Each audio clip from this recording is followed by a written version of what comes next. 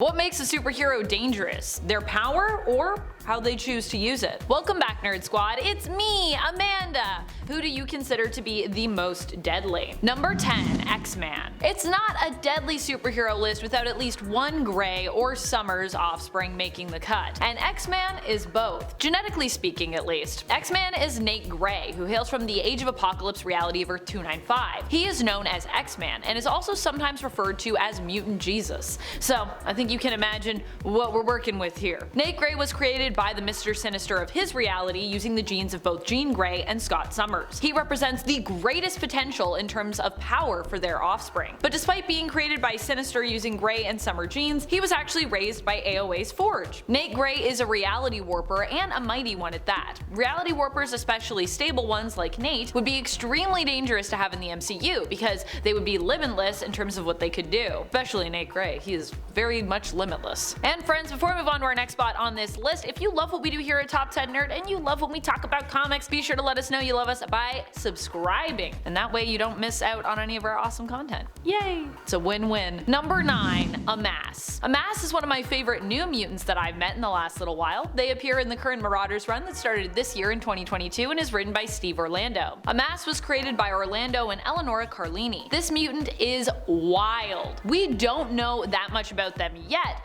but what we do know is that they can basically combine mutant powers and mutants together, hence their name of Amass, because they amass things. They hail from a hidden ancient civilization of mutants known as the Threshold that existed eons ago, and which we are only now learning about in the comics, and this was actually said to be like the first ever mutants to have existed. As of Marauders issue number 9, we do not know this mutant's limitations yet when it comes to their powers, and so I could definitely see them being a character who could easily break the Marvel Cinematic Universe. If they are as powerful as I suspect they are, and I suspect they're probably pretty powerful. Number 8, Ex Nihilo. If we get Ex Nihilo in the Marvel Cinematic Universe, it will probably mean the coming of the Builders, which would be a whole world-destroying event. Worlds-destroying, actually, since they basically obliterated multiple planets in order to reset the universe and start again because of what they had learned about the coming incursions. Ex Nihilo was known as one of the Gardeners. He was created by the Builders, as were all the Gardeners. Their goal was to perfect species on planets and create life, which sounds great until you realize the level of power needed to do such a thing. Ex Nihilo could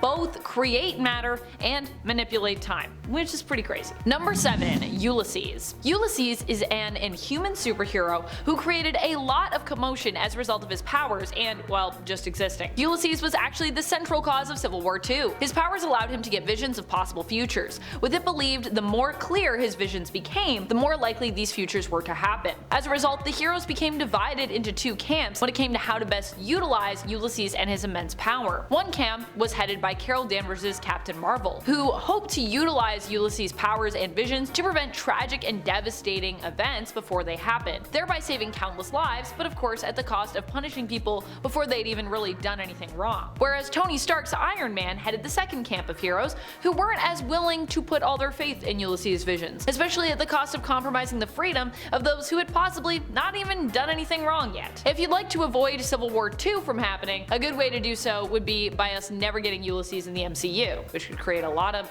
craziness. Number 6, Powerhouse. Powerhouse is the codename for Franklin Richards, the son of Susan Storm Richards, aka the Invisible Woman, and Reed Richards, aka Mr. Fantastic, both of the superhero team, the Fantastic Four. When Franklin was just an infant, he caused a whole bunch of trouble due to being so powerful. In fact, he caused so much trouble that at one point Reed had to intervene by shutting down young Franklin's mind. At this point, Franklin was so powerful and his powers so out of control that he could have easily and accidentally destroyed the Earth. And this is when Franklin was just basically a baby still. Franklin might not have his powers currently in the comics, but if we were to see Powerhouse at peak strength and power level, he would definitely be far too dangerous a character for the MCU. Number 5, Hyperion. Hyperion would be a challenging one, I think, to have in the Marvel Cinematic Universe, due to his similarity to one of the distinguished competition's main heroes. Superman. Hyperion is in essence like Marvel's response to a character like Superman, and he also recently appeared in the comics and was revealed to be problematic in his approach to heroics. That is to say, through getting to know this version of him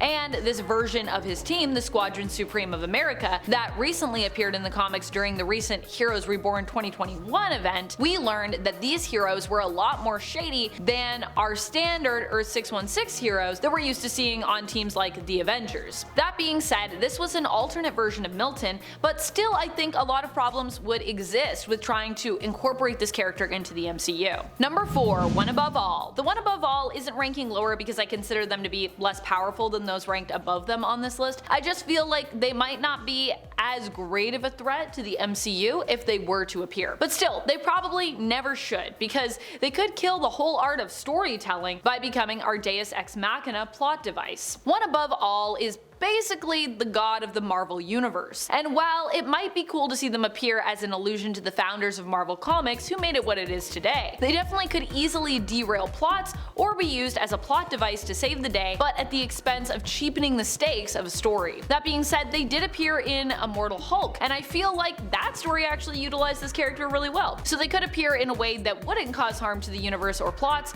but it would still be a hard line to walk, I think. Number 3, Sentry. The Sentry is a hero that might not only be too dangerous for the MCU, but also might be considered a little too dark as well when it comes to his origins. His danger levels, though, come from the fact that the Sentry not only has the power of like a ton of suns within him, but also the fact that within the Sentry lives the Void, the hero's alter ego, who we initially thought was created by a split in his personality. But we would later learn in a retcon was an idea implanted in Sentry's mind thanks to the manipulations of villain Mastermind. While Sentry might be the strongest hero this Earth has ever seen, the Void is definitely one of the most devastating villains as well, and they're usually a package deal. Not always, but usually.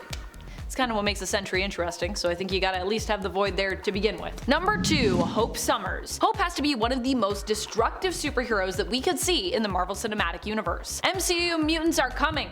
Eventually. Kamala Khan is already implied to be one of them, as per the origin story her creators always wanted for her in the comics, but got denied at the time of her creation due to the push of the Inhumans in comics, as you know, the rights to the X-Men and the mutants were all wonky due to Fox's involvement. But now the mutants are back with Marvel, thanks to their partnership with Disney, who acquired Fox, and all is well. But not if we get mutants who then get erased from existence by House of M. Hope was originally known as the Mutant Messiah. She was the first mutant baby to have been born since House of M, and her powers put her on another level when it comes to heroics. She can take on the power of any other mutant in her vicinity, and get those powers at peak level and skill set. Add in the fact that Hope's birth also caused an all-out war between the mutants during Messiah Complex, and yeah, having Hope in the MCU would both be challenging and be probably pretty dangerous. Number 1, Squirrel Girl. Despite no longer being fully considered unbeatable thanks to a fight in the Fantastic Four where it's implied that Squirrel Girl was beaten off panel, Squirrel Girl still has beaten a lot of big names when it comes to villains in Marvel Comics, and has also helped to reform some major ones as well. In fact, this is kind of Dorian's